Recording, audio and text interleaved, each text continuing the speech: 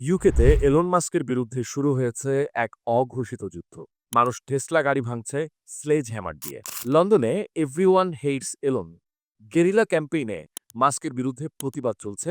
পোস্টারে বিতর্কিত ছবি, রেজ রুমে টেসলা ভাঙচুর। কারণটা কি?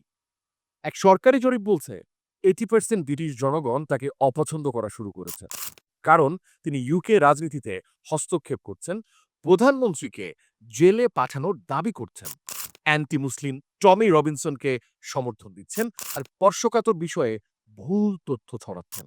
এর ফলে মার্চ 2025-এ টেসলার মার্কেট শেয়ার 4%-এর নিচে নেমে যায় এবং বিএমডব্লিউ ও বিওয়াইডি ইউকে মার্কেটে জায়গা করে নেয়।